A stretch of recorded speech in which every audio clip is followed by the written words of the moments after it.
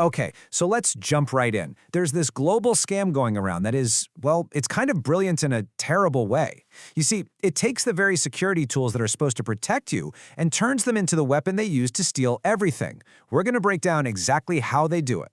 Just think about that. 30 minutes. And that's not some made-up number. Nope.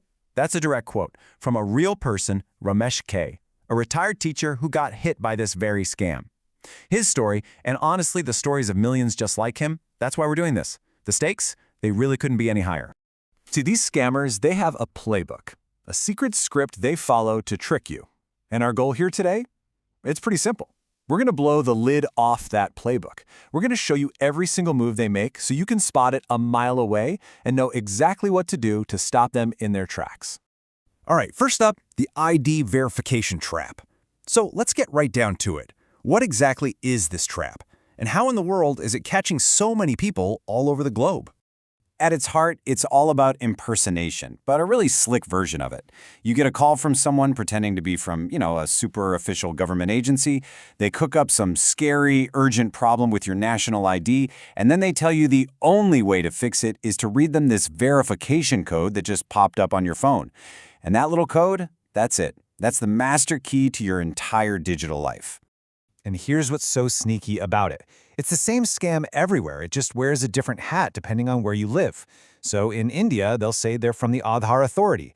Over in the US, it's the Social Security Administration. In the UK, it's the tax office. You see, the names change, but the playbook, the core tactic, it's exactly the same no matter where you are. So you might be asking, why does this work so well? Well, it's like a perfect storm of psychological manipulation.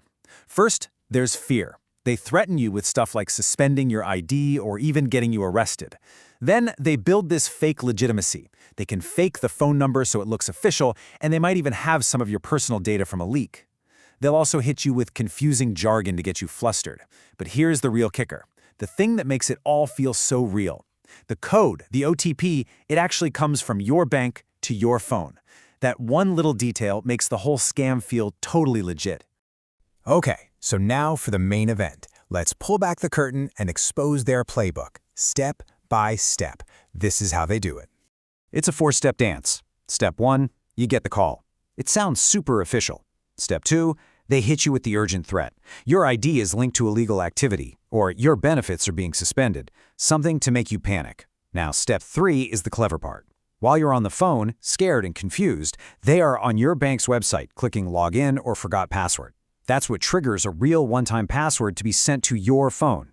And finally, step 4, the kill shot. They tell you, that code we just sent is for verification. Just read it back to me and we'll get this all sorted out. Let's just break this down. Look at the illusion versus the reality. They say they're the government, but the reality is the caller ID is completely faked.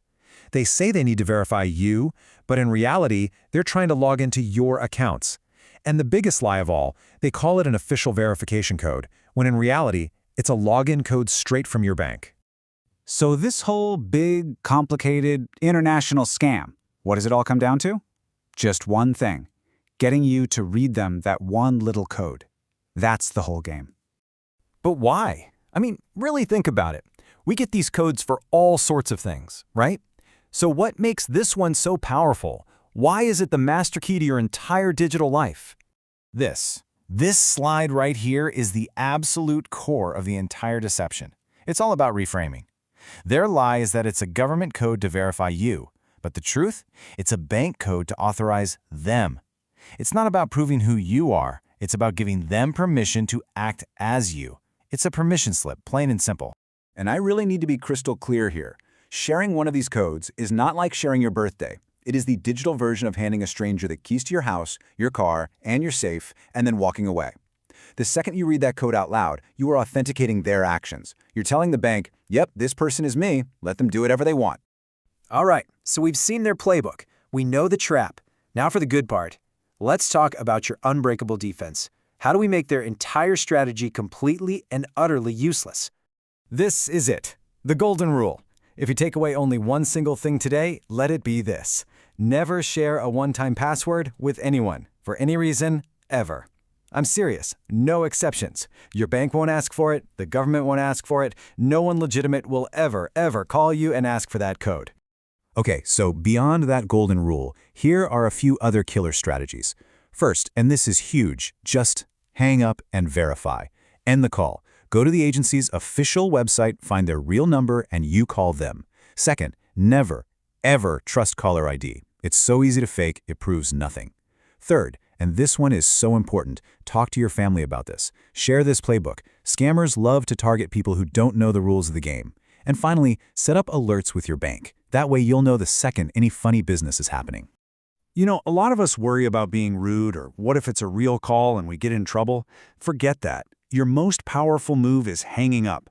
A real agency will never get mad at you for being careful. In fact, they'll appreciate it.